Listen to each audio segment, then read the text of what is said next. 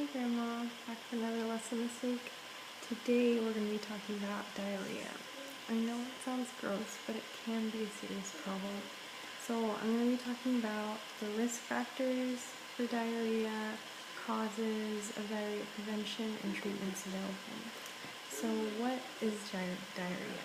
Well, generally diarrhea is when you have liquidy stools 3 or more times a day. So it means your poo is a little bit more watery or liquidy and you're visiting your toilet frequently, you might have diarrhea.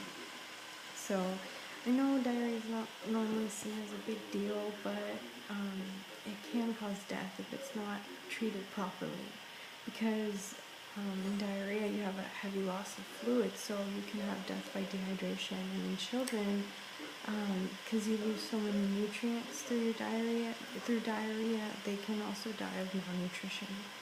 So, and it can stunt growth and development as well in younger children. So, speaking of children, they are at risk of having diarrhea, and so are the elderly. So, why is that? It's because very young children and the more older people have weaker immune system. So the elderly people, like baby friends, your immune system are starting to weaken a little bit, and the younger children are still trying to develop theirs.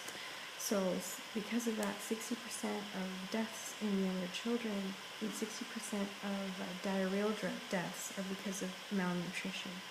And that's because if you start out already being not having enough nutrients in your body, when you get diarrhea, you lose even more nutrients and liquids through diarrhea. So it just makes the situation a whole lot worse, causing death.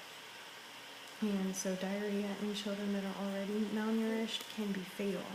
Typically, if a child is underweight, so less than the average weight a little bit, the risk of death by diarrhea is almost 12 times as much. Also, like I said earlier, immunocompromised individuals, so people with weaker immune systems, like children with HIV, are at a greater risk of having diarrhea. So, what causes diarrhea? Diarrhea can either be caused by a virus like rotavirus, which is a really big player behind the cause of diarrheal deaths in children, or a bacteria like Shigella or Salmonella, just kind of like pneumonia from last week, which could be caused by either bacteria or a virus. So another cause that might come as a surprise to you is after a dosage of antibiotics. So typically when you take antibiotics, what do? They kill bacteria in your body, but they don't have a way of being able to tell between good bacteria, so bacteria that's already in your body that tries to help you, and bad bacteria that's causing the disease. So whenever you take antibiotics, it wipes everything clean and it leaves room for other bad bacteria to grow. So sometimes if you take a dosage of bacteria or antibiotics, this might happen, leaving room for just bacteria such as Clostridium difficile or Klebsiella oxytoca to grow within you, causing diarrhea. So how do you prevent diarrhea? And this question is best answered by talking about how you can get diarrhea. So normally most diarrhea is spread through poor hygiene or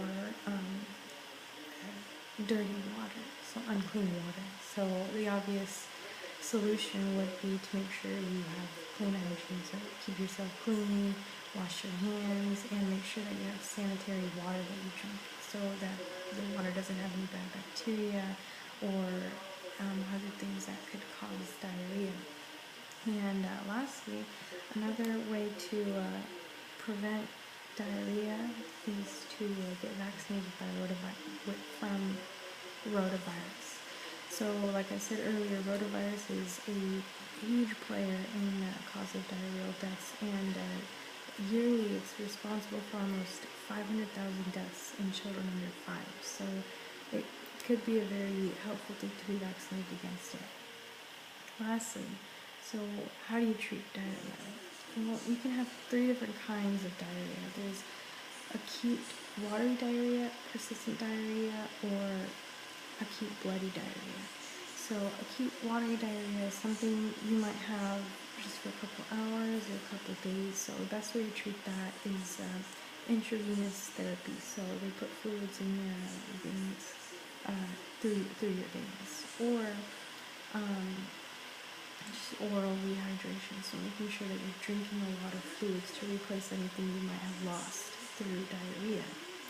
And also, in younger children, zinc supplements have shown to be able to lessen how long it lasts.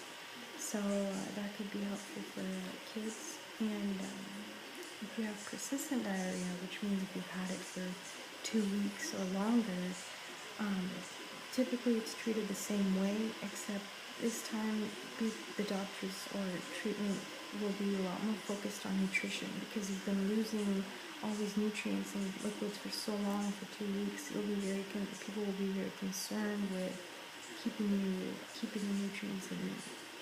And lastly, if you have acute bloody diarrhea, also known as dysentery, that normally means that there's some sort of injury in your intestines, which could cause malnutrition, dehydration, or it could also cause an infection of the blood, known as sepsis. So normally how this is treated is through